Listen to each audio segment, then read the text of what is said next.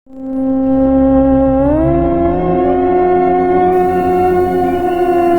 Pikat, sebuah sisi kelam di balik kekayaan dan ketenaran seorang artis. Intinya, jangan kau lakukan main-main dengan mereka, apalagi sampai meminta pertolongan, karena sesungguhnya kekayaanmu, kejayaanmu, kesuksesanmu bersumber dari usaha kerasmu serta ridho Allah Subhanahu wa Ta'ala. Mereka itu cuma ngaku-ngaku aja. Setidaknya itulah yang ada di pikiranku saat ini. Pikiran yang ingin dibebaskan dalam kata-kata tanpa rupa, kata demi kata akan kutulis hari ini. Semoga suka dengan tulisan ini. Kalau ada kekurangan mohon maaf ya. Terima kasih teman-teman semua. Itulah kata penulis. Dan ini dia kisahnya. Oh ya, cerita ini itu tidak bermaksud untuk menjelekkan salah satu pihak maupun beberapa pihak ya. Semua yang ada di dalam cerita ini sudah menyetujui kisahnya untuk diangkat. Dan pastinya ada penambahan dan pengurangan di sana-sini. Tujuan pengurangan, penambahan, penyamaran informasi, serta penggantian nama tokoh bertujuan agar semua pihak tidak tersinggung. Dan ini dia kisahnya. Namanya Arin, seorang gadis kecil ceria. Arin memiliki bakat menyanyi. Buktinya sejak ia umur 3 tahun, ia selalu suka menyanyi berbagai macam lagu anak-anak. Banyak orang tua yang suka dengan tingkah menggemaskan dari Arin. Pipinya yang tembem dan putih, parasnya yang mungil dan lucu, serta kemampuannya dalam menyanyi sangat membuat gemas bagi siapapun yang menyaksikan Arin. Meski agak terbata-bata dan sedikit tidak lancar, Arin tetap riang gembira bernyanyi. Mungkin minat Arin ini dikarenakan ada tetangga Arin yang juga memiliki anak kecil, dan tetangga dari Arin tersebut suka memutar lagu anak-anak di VCD player. Ibu Arin yang mendengar lagu anak-anak diputar langsung menghampiri rumah itu sambil menggendong Arin. Hal itu dilakukan oleh sang ibu agar Arin merasa senang dan ada hiburan. Maklum, di rumah tidak ada hiburan apapun untuk Arin. Paling hanya mainan boneka yang dibuat dan dianyam dari jerami atau damen bekas panen. Maklumlah, Arin bukan berasal dari keluarga kaya di desanya. Rumahnya pun hanya beralaskan tanah.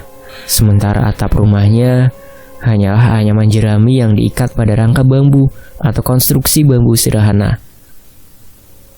Dinding anyaman bambu atau gedek dihiasi oleh lubang di sana-sini yang telah rapuh ditelan usia. Maka dari itu, Arin dibawa ke depan rumah tetangganya itu untuk menghibur Arin kecil di sore hari. Untungnya memang di desa tersebut penduduknya ramah dan juga rukun.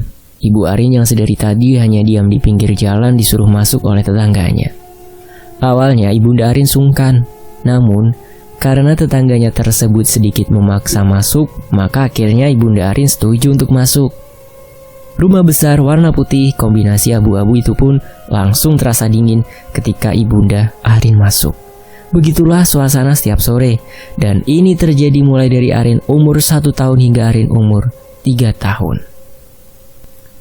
Tetangga yang kaya raya tersebut ternyata sudah berkali-kali menawarkan bantuan berupa uang maupun barang kepada keluarga Arin.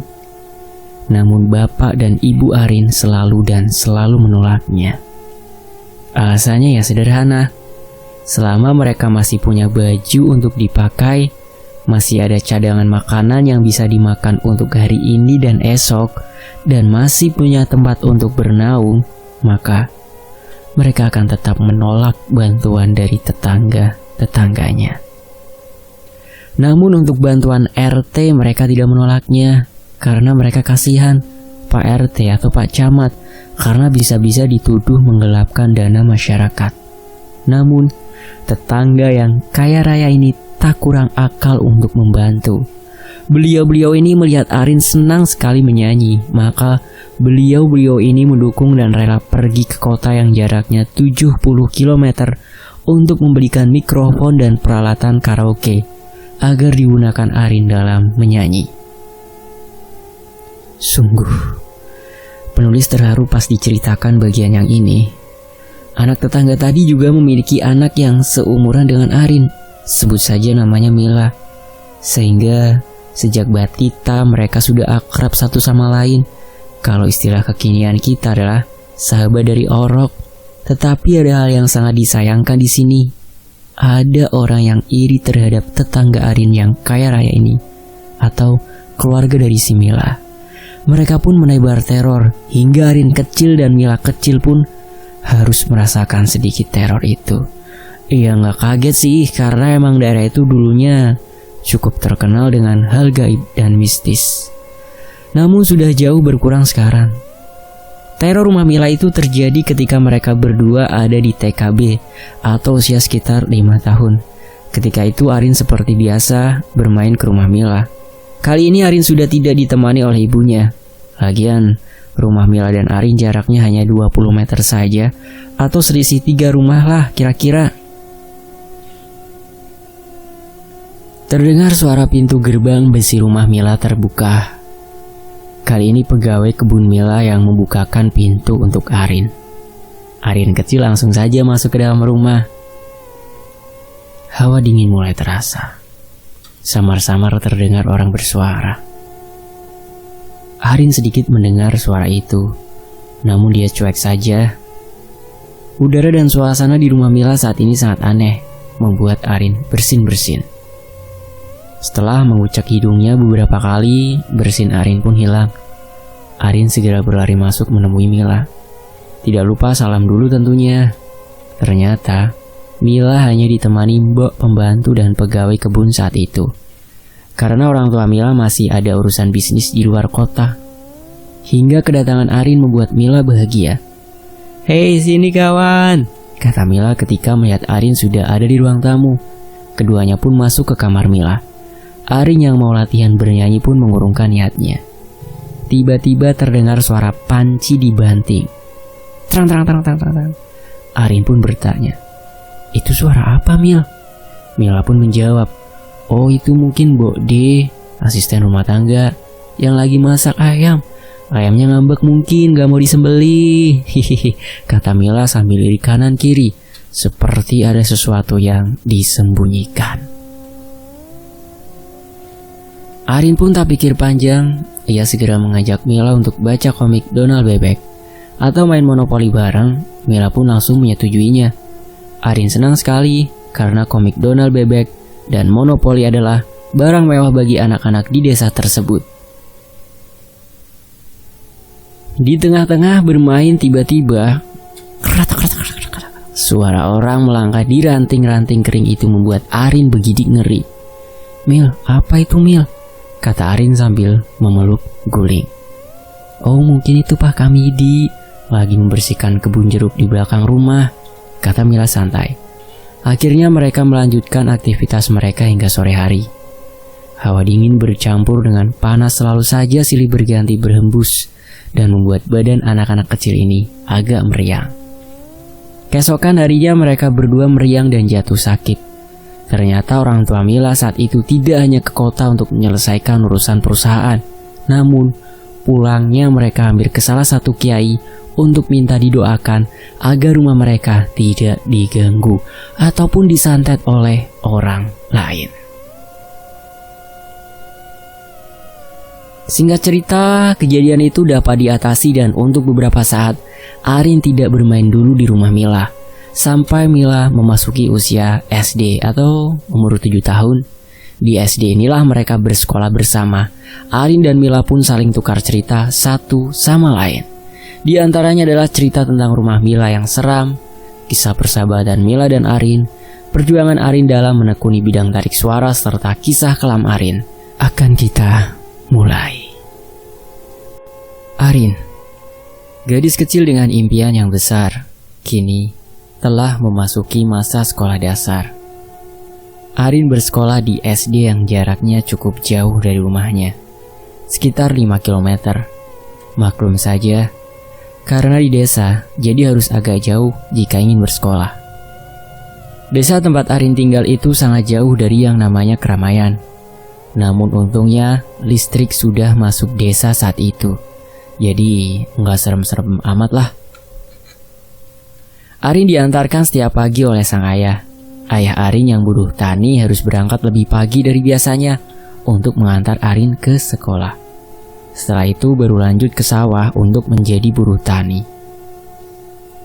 Mila sebenarnya sering menawarkan untuk berangkat bareng naik motor ayahnya. Namun Arin selalu menolak karena sudah ada yang mengantarkan. Kelas 1 SD dilalui Arin dengan lancar. Kepandaian dan kepiawaian Arin dalam dunia vokal mendapat banyak perhatian dari teman-temannya. Ditambah lagi Arin bersahabat dengan Mila, gadis paling kaya di desa itu. Hal ini membuat Arin semakin dikenal.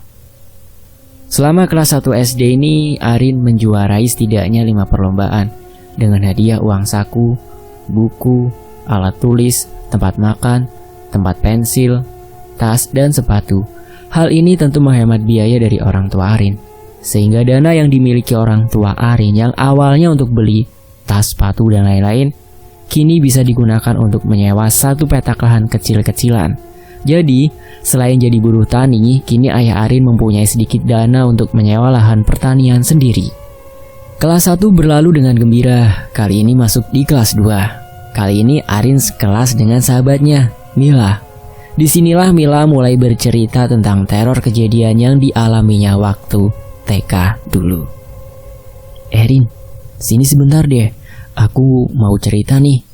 Kan kebetulan kita sekelas sekarang, kata Mila mengawali percakapan. Iya, cerita aja Mil. Kayak sama siapa aja kamu tuh, jawab Arin. Tapi kamu gak takut kan? Ini soal rumahku, kata Mila menambahi. Iya, ngapain takut Mil? Kan aku emang dulu sempat nggak boleh main lagi ke rumahmu, bukan karena aku marah atau takut, tapi karena aku dilarang sama ayahku. Karena kata ayahku, aku sering bikin repot kamu dan keluargamu Mil, kata Arin jelaskan. Oh gitu toh, sahut Mila dengan sedikit anggukan. Di kelas 2 ini, karena mereka satu kelas, jadinya mereka selalu pulang pergi bareng. Di sini ayah Mila yang sedikit memohon pada keluarga Arin untuk memperbolehkan mereka berdua pulang pergi bareng. Ya karena emang mereka berdua sama-sama anak tunggal. Bedanya yang satu orang kaya raya dan yang satu lagi orang kekurangan. Hujan rintik-rintik siang itu sepulang sekolah, Mila memulai ceritanya. Jadi begini Rin ceritanya.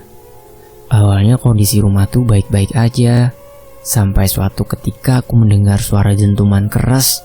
Duar, kata Mila. Setelah mengambil nafas panjang, Mila pun melanjutkan ceritanya. Sejak saat itu, tidurku gak tenang Rin. Aku selalu saja dihantui oleh bayang-bayang gelap. Yang aku tahu itu bukan bayanganku. Kalau aku mematikan lampu, bayangan itu tetap tampak. Dan tampaknya dia memutari kamarku. Aku jadi menangis dan takut. Lalu hari-hari berikutnya gangguan mulai tambah banyak Rin. Ketika aku tidur, aku selalu saja mendengar suara ranting patah yang asalnya dari kebun belakang. Padahal tidak ada satu ranting pun yang berserakan di area kebun buah belakang maupun kebun sayur di samping dan depan. Setelah itu gangguan makin parah lagi Rin.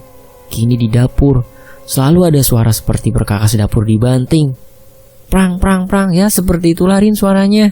Dan aku kira kamu gak main-main lagi karena kamu marah sama aku atau takut sama rumah aku. Maaf ya Rin, kalau misal kemarin aku gak cerita sejujurnya sama kamu, kata Mila sambil sedikit menangis. Oh enggak Komil, saut Arin cepat. Aku gak main ke rumahmu lagi karena mikrofon di rumahmu itu rusak. Aku takut, kan aku belum bisa cari uang buat gantiin mic-nya. Tapi aku janjirin, aku akan ganti rugi biayanya 2 kali lipat kalau aku sudah kerja nanti, saut Arin yang juga ikut meneteskan air mata sambil memeluk Mila. Mila yang tadinya menangis malah sekarang sedikit tertawa. Arin pun kaget. Loh, kok ketawa Mil? Ada apa? Aku salah lagi ya, kata Arin. Enggak Korin, jawab Mila. Justru aku sudah tahu kamu merusakkan mikrofon. Makanya mama dan papaku membelikanmu mikrofon yang baru. Lagian itu emang mikrofon tua kok, jadi wajar kalau sudah rusak. Toh sudah diperbaiki berkali-kali, makanya rusak pas kamu pakai latihan bernyanyi, kata Mila menjelaskan.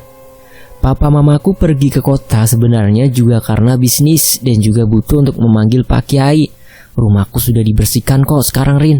Sudah gak ada hantunya. Papa mamaku juga disarankan rajin-rajin baca Al-Quran. Aku juga sudah ngaji kok, sudah baca Al-Quran malah, pamer Mila kepada Arin. Yaudah yuk, kalau udah terang nanti ke rumahku dulu ya. Aku punya majalah Bobo, edisi terbaru loh, kata Mila. Iya Mil, pastinya, saut Arin yang merasa lega karena rupanya Mila tidak marah, padahal dia sudah merusakkan mikrofonnya. Rintik-rintik hujan bertambah deras, namun tidak ada tanda-tanda Papa Mila tiba di sekolah. Untuk mengusir rasa bosan, Arin pun menceritakan pengalaman horornya juga.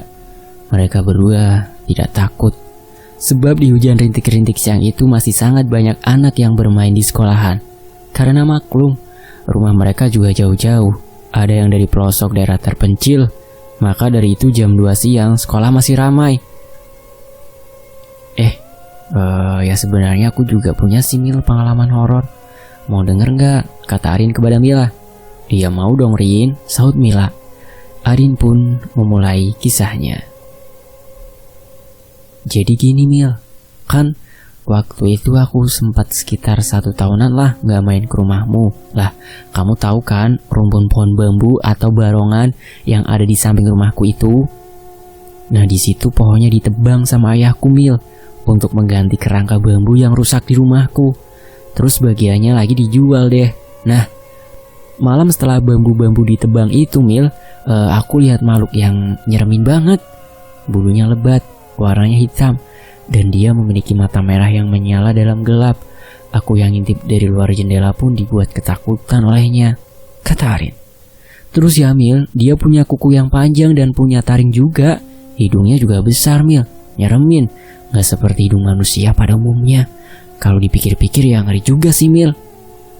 Untungnya besok setelah menebang pohon itu, bapakku menanam kembali tunas-tunas bambu muda yang masih tersisa, dan malah disebar sampai ke lahan yang ayahku sewa itu.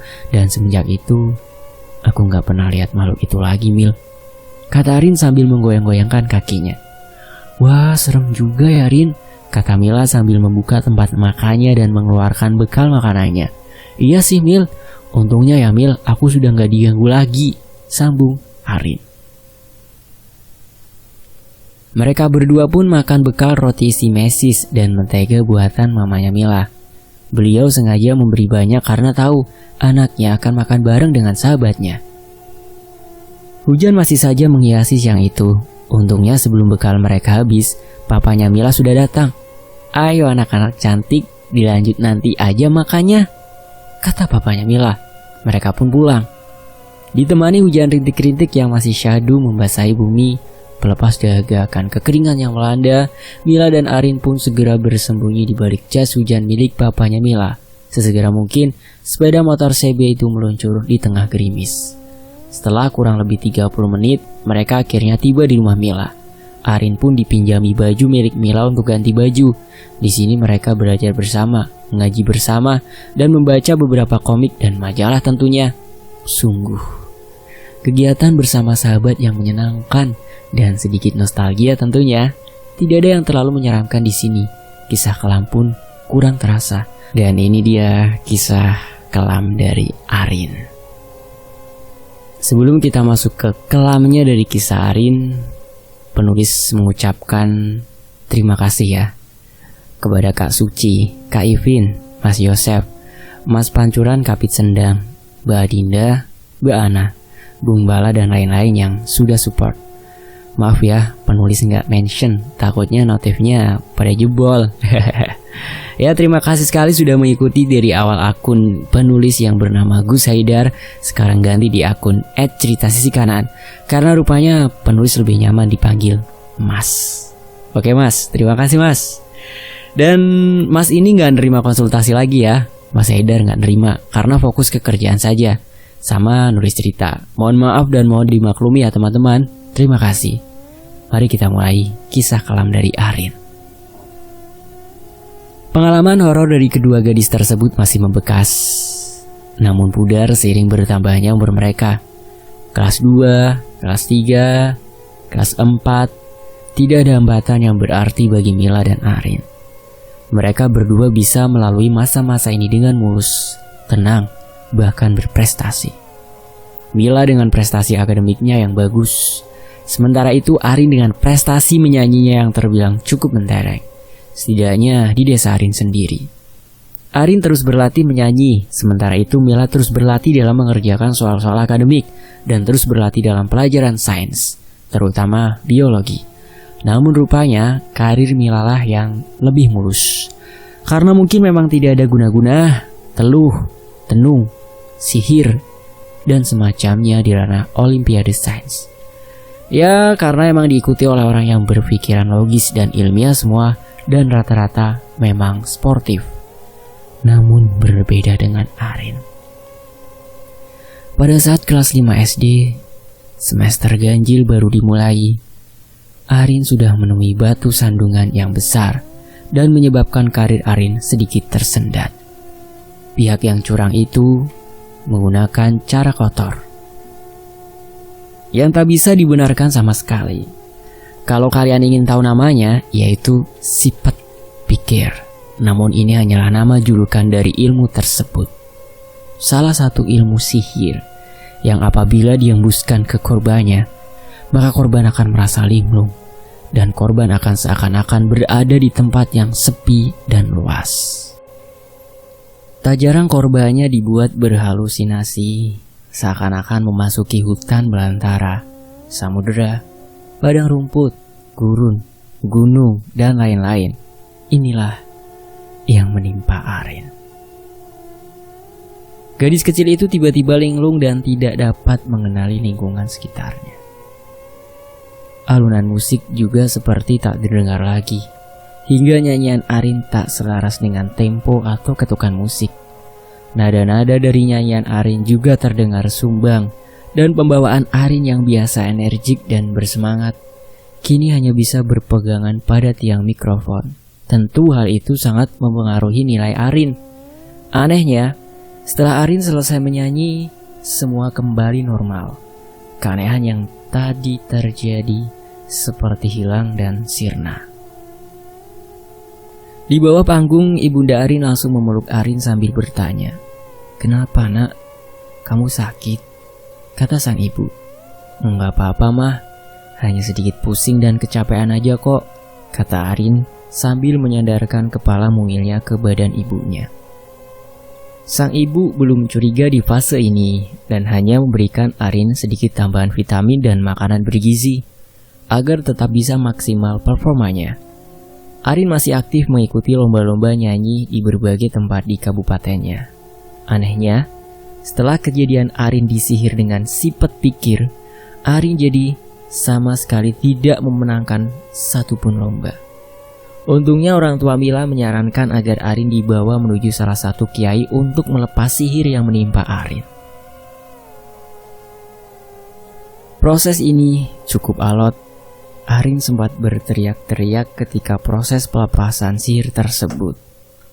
Teriak Arin terdengar keras ketika Pak Kiai mengeluarkan sihir sifat pikir itu dari kepala Arin. Duk duk duk duk duk duk duk. Arin pun membentur-benturkan kepalanya ke lantai dengan cepat setelah berhasil melepaskan pegangan dari kedua orang tuanya. Beberapa asisten Pak Kiai dan orang tua Arin dibuat kewalahan dengan tingkah Arin. Darah mulai mengucur dari kening Arin, tapi setelah dicek, untunglah hanya akibat luka gesekan, bukan retak akibat benturan dengan lantai. Setelah hampir 3 jam, proses pelepasan itu pun usai. Pak Kiai memberikan beberapa amalan untuk dilakukan guna melindungi Arin dan keluarga dari bahaya sihir. Hari berganti, waktu pun berlalu. Roda-roda zaman berputar konstan. Tapi arah dan tujuan insan manusia terkadang tak menentu. Arin kini sudah duduk di bangku SMP. Berkat kemenangannya dari beberapa lomba menyanyi, Arin berhasil memasuki SMP favorit, jalur prestasi. Begitu juga dengan Mila dengan kepandaian dan kecerdasannya. Mila berhasil masuk SMP favorit bersama dengan Arin. Arin terus konsisten berlatih menyanyi, Bahkan jam istirahat dan waktu pulang pun bernyanyi. Namun rupanya rezeki belum berpihak ke Arin. Di SMP ini dia tidak satu pun memenangkan kejuaraan menyanyi. Ayah dan ibu Arin beberapa kali membawa Arin ke beberapa kiai terkenal. Namun tetap saja jawabannya adalah masih belum rezeki. Atau mungkin ini adalah cobaan untuk Arin dalam meraih kesuksesan. Namun di sanalah ambisi yang dibalut keserakahan dan kekuasaan mulai muncul. Arin yang tadinya menyanyi untuk bersenang-senang, kini ingin punya banyak uang, disenangi dan disayang banyak orang. Sebenarnya hal-hal tersebut tidak salah dan cenderung sah-sah saja. Namun cara yang ditempuh oleh Arin dan keluarganya inilah yang nantinya akan membawa malapetaka. Hari berganti, Arin beserta kedua orang tuanya pun memutuskan untuk datang ke dukun yang terkenal di sebuah desa kecil. Memang dukun tersebut bukan dukun sembarangan, hanya orang-orang tertentu saja yang bisa menemui orang ini. Orang tua Arin pun datang ke rumah si dukun ini dengan terlebih dahulu membayar sejumlah uang dan juga memberikan syarat-syarat pada penjaga gerbang dari sang dukun tersebut. Setibanya di rumah sang dukun, orang tua Arin pun langsung dibentak oleh sang dukun. "Kau kesini karena mau ketenaran dan uang yang banyak kan?" kata sang dukun dengan suara yang menggelegar. Orang tua Arin pun menjawab, "Mbah, tapi kami minta ilmu yang tanpa efek samping ya mbah," kata orang tua Arin. "Tapi kamu berani dengan biayanya?" tantang si dukun tersebut.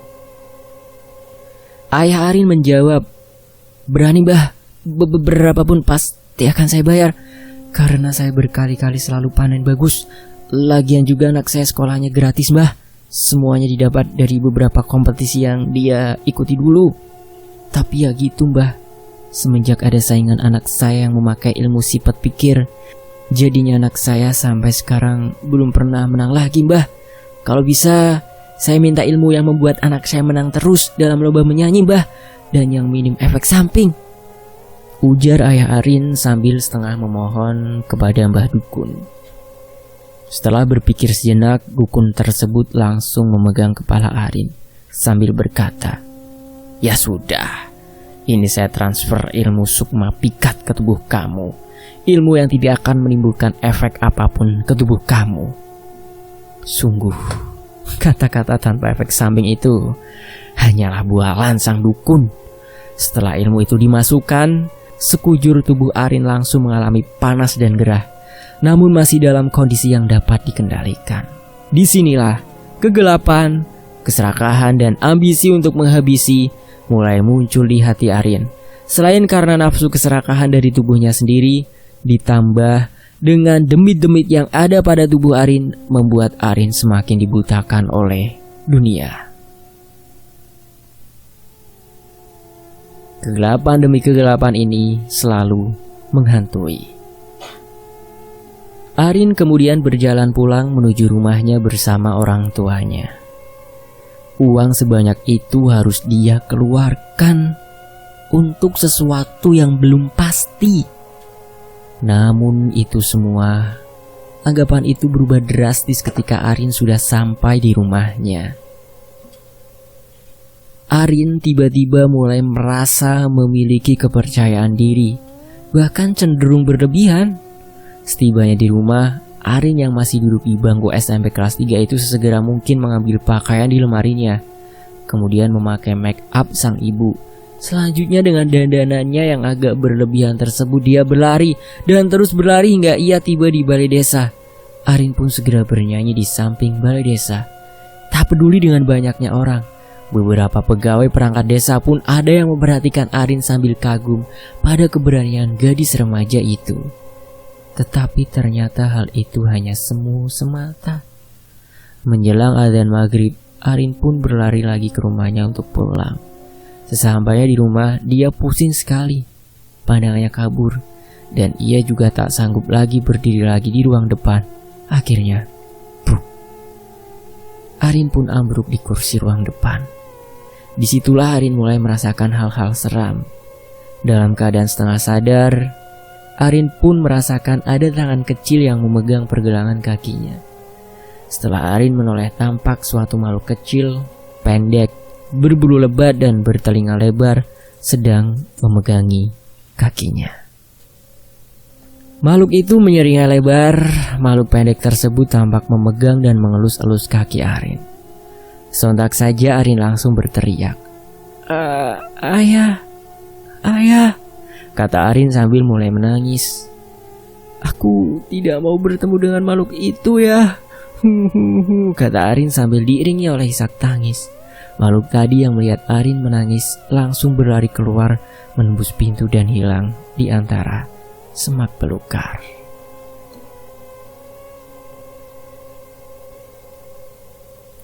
Sang ayah yang baru saja selesai menanam cabai di belakang langsung lari ke ruang depan. "Ada apa, Nak? Ada apa?" tanya ayah Arin sambil memeluk anaknya yang sedang menangis tersebut. "Itu ya, ada makhluk pendek berbulu coklat yang memegangi kakiku. Aku takut ya, aku takut," tangis Arin di pelukan sang ayah. "Ya udah ya, Arin tenang dulu. Ayah akan buatin susu hangat buat kamu," kata sang ayah. Ayah Arin tersebut langsung sadar bahwa itu adalah efek dari sukma pikat yang diberikan oleh sang dukun pada Arin. Akhirnya Arin pun ditenangkan oleh sang ayah. Setelah kejadian dielus-elus oleh makhluk cebol itu, karisma Arin semakin meningkat tajam. Setiap kali Arin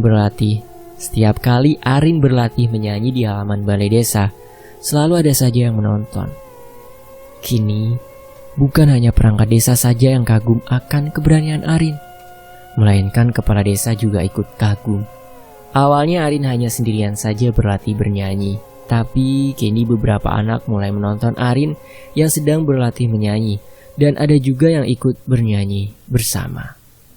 Pak Lurah yang simpati dengan kegigihan Arin pun akhirnya menyewa seorang guru vokal dari kota untuk mengajari Arin menyanyi, sekalian buat ngajarin emak-emak buat qosidah. Waktu pun bergulir, kini Arin telah memasuki masa SMA. Arin bersekolah di kota, karena di sekolah tersebut ada grup paduan suara yang bagus dan cukup terkenal, membuat Arin ingin bersekolah di sana. Soal biaya itu urusan gampang. Ayah Arin kini sudah menjadi juragan pisang yang kaya raya. Dari yang awalnya tak punya apa-apa, itu semua berkat jerih payah ayah dan ibu Arin dalam menekuni bidang pertanian dan perdagangan. Disinilah Arin harus berpisah dengan sahabatnya dan pergi ke kota. Ya, kota terbesar kedua di Indonesia. Sementara Mila memilih bersekolah di suatu sekolah negeri kabupaten. Setelah memeluk Mila, Arin pun pergi dengan diantar oleh kedua orang tuanya. Sesampainya di kota besar tersebut, setelah berbenah dan menaruh barang-barang di kamar, Arin dengan segera mencari beberapa kompetisi menyanyi. Dan pada waktu itu Arin menemukan 5 kompetisi menyanyi. Tebak apa? Ya, jalan yang sangat mulus bagi Arin. 5 kompetisi tersebut ia menangkan, dan ia mengantongi uang yang banyak dari hasil menyanyi tersebut. Hal tersebut rupanya ada konsekuensinya. Tepat saat bulan pertama Arin bersekolah, Arin diganggu lagi oleh demit. Demit tersebut berwujud kaki panjang dan kurus, sampai Arin tak tahu di mana kepala dan badannya. Malam itu, Arin didatangi oleh wujud tersebut. Si kaki kurus dan tinggi tersebut langsung menindih dada Arin. Sesak. Arin sangat kesusahan untuk bernafas. Kalau dia ambil nafas pun, ia akan mencium bau busuk dari kaki demit tersebut.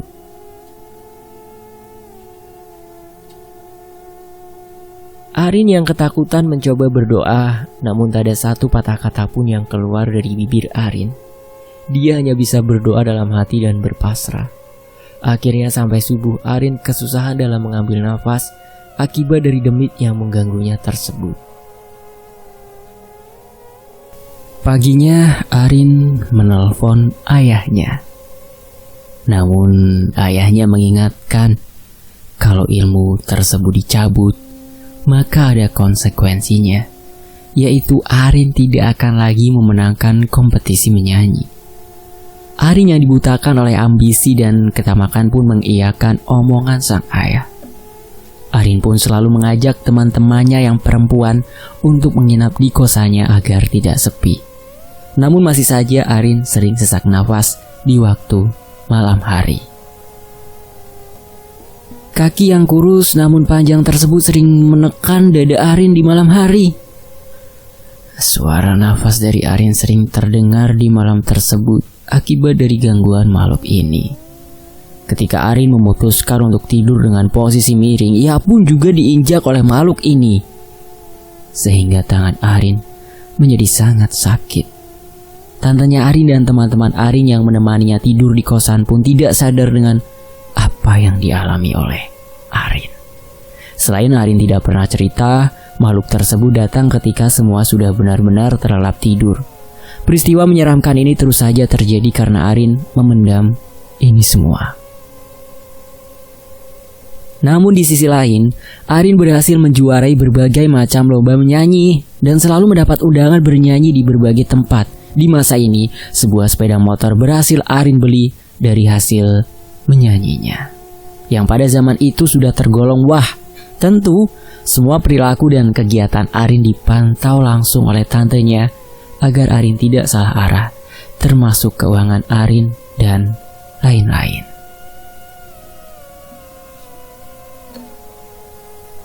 Hari kelulusan SMA pun tiba. Kini Arin dilamar oleh Pak Catur, seorang lurah di desanya. Dua sejoli kaya bersatu dalam ikatan cinta. Tentu, saat ini harta bukan satu hal yang dipusingkan oleh keluarga kecil Arin. Namun rupanya, ketamakan, rasa haus akan harta, serta kecintaan berlebih pada materi dunia membuat Arin gelap mata dan tetap memegang ilmu tersebut. Karir Arin semakin menanjak setelah menikah dengan Pak Catur. Arin kini mengisi event di tingkat provinsi. VCD dan DVD rekaman lagu Arin beredar luas di masyarakat, hingga Arin masuk dapur rekaman di Jakarta. Namun sekarang, gangguan di tubuh Arin semakin menjadi-jadi. Kini perut Arin sering sakit, dan terasa seperti ada ular yang berjalan-jalan di tubuhnya. Hidung dan kedua mata Arin selalu basah oleh darah pada malam hari. Sakit yang amat sangat ini akhirnya diketahui oleh Pak Catur ketika Arin tiba-tiba mengerang kesakitan di malam hari. Malam itu, Pak Catur disuguhi pemandangan yang mengerikan. Lidah Arin menjulur panjang. Lalu kedua bola mata Arin pun berubah putih pucat. Darah segar keluar dari tubuh Arin. Suara mengerikan pun muncul dari mulutnya. Pak Catur yang sempat kebingungan pun segera memeluk Arin dan mulai berdoa. Pak Catur pasrahkan semua keadaan ini pada Sang Pencipta Jagat yang penuh rahmat. Setelah 3 jam dalam kondisi mengerikan, Arin pun kembali sadar dan meminta maaf kepada suaminya karena telah mengotori kaosnya dengan darah. Sang suami pun meminta Arin berterus terang tentang ilmu yang dimilikinya. Kemudian, terjadilah diskusi yang cukup lama. Pak Catur segera mencium kening Arin dan memintanya untuk segera tidur. Rupanya Arin belum mau melepas ilmunya tersebut. Baru setelah rentetan kejadian yang tidak mengenakan tersebut, di usia yang ke-30, Arin melepaskan ilmu yang dia miliki tersebut. Sore yang tenang dan dihiasi mega jingga. Tiba-tiba terdengar teriakan dari sebuah rumah mewah. Di sana tampak Arin sedang memegangi perutnya yang sudah bersimbah darah. Padahal baru saja ia cek ke dokter kandungan soal kehamilannya. Pak Catur segera lari mengambil teriakan istrinya tersebut. Dengan sigap Pak Catur segera menggendong istrinya dan menyuruh supir untuk menyiapkan mobil. Karena jarak rumah ke garasi cukup jauh, Pak Catur segera dibantu oleh satpam depan rumah untuk sesegera mungkin membawa istrinya ke rumah sakit. Di rumah sakit, seorang dokter yang juga seorang indigo melihat sesuatu yang sangat mengerikan di dalam tubuh Arin. Tampak sosok kurus, kecil, dan bungkuk sedang bersemayam pada perut Arin. Sosok tersebut memiliki gigi-gigi yang sangat panjang, sedangkan ukuran tubuh makhluk tersebut kecil, seukuran bayi yang baru lahir. Sang dokter yang indigo tersebut seakan tidak percaya pada apa yang dilihatnya. Karena kalaupun ada makhluk di dalam rahim, tugas makhluk tersebut hanya untuk menghalang-halangi agar tidak hamil, bukan seperti yang dilakukan oleh makhluk ini. Makhluk seram tersebut benar-benar seram karena dia memakan embrio atau calon terbentuknya bayi pada tubuh Arin. Dokter tersebut segera sigap menolong, membantu dokter senior yang dari tadi standby dan sibuk memberikan pertolongan pada Arin. Setelah beberapa perlakuan prosedur medis, akhirnya Arin dapat ditolong. Waktu pun berlalu. Arin sudah dipindah dari UGD menuju ke ruang perawatan biasa. Pak Dokter Indigo tadi pun memberitahukan kepada Pak Catur tentang makhluk yang ada di dalam tubuh Arin. Pak Catur segera berkonsultasi dengan dokter tersebut tentang di mana tempat yang tepat untuk menyembuhkan Arin. Ketika Arin dinyatakan sehat dan boleh pulang, Arin pun pulang diantarkan oleh Pak Catur. Setelah sampai di rumah, Arin pun langsung tertidur di kasurnya. Namun di tengah-tengah tidur tersebut, ia bermimpi bertemu dengan seorang perempuan cantik. Tangan Arin dipegang oleh perempuan cantik itu. Namun tiba-tiba, wow! Perempuan cantik tadi berubah menjadi sosok yang menyeramkan. Sosok dengan tubuh kurus, kaki pendek menyerupai kaki kuda, memiliki duri tajam seperti landak di sekujur tubuhnya, serta lidahnya panjang. Tiba-tiba, lidah makhluk tersebut menjulur, membelit badan Arin. Tolong, tolong, tolong, teriak Arin. Dan teriakan Arin tersebut rupanya sampai ke alam nyata. Tubuh Arin juga mengigau minta tolong. Sang suami yang tidur di sebelah Arin pun menepuk-nepuk pipi Arin. "Ma, ayo bangun, jangan lindur ma, ayo bangun." Setelah Arin bangun dari mimpinya, Arin pun menceritakan mimpi yang ia alami kepada sang suami. Keesokan harinya Pak Catur segera menelpon beberapa kawannya dan juga menelpon Pak Dokter untuk meminta saran terbaik tentang ustadz atau kiai mana yang harus didatangi untuk membersihkan ilmu yang dimiliki oleh Arin.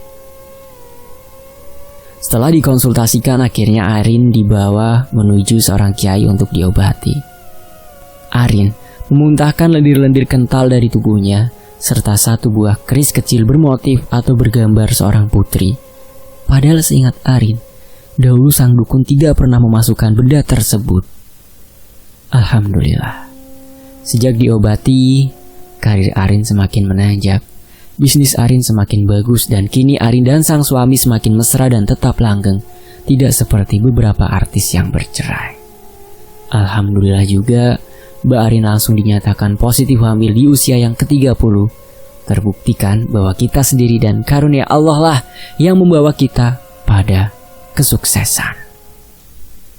Oh ya teman-teman, gak usah menebak atau mencari-cari siapa beliau sebenarnya. Ambil saja hikmahnya ya. Kalaupun mau menebak-nebak silakan dengan teman Anda sendiri dan mohon untuk tidak berkomentar nama di cerita ini. Terima kasih teman-teman. Dan saya pamit undur diri ya. Wassalamualaikum warahmatullahi wabarakatuh. Terima kasih Mas Haidar sudah mengizinkan saya untuk membawakan kisah ini. Dan terima kasih tentunya buat teman-teman yang udah mau nyimak kisah ini di sini. Dan wassalamualaikum warahmatullahi wabarakatuh. Sampai jumpa di kisah lainnya. Tetap di Fakta Sejarah.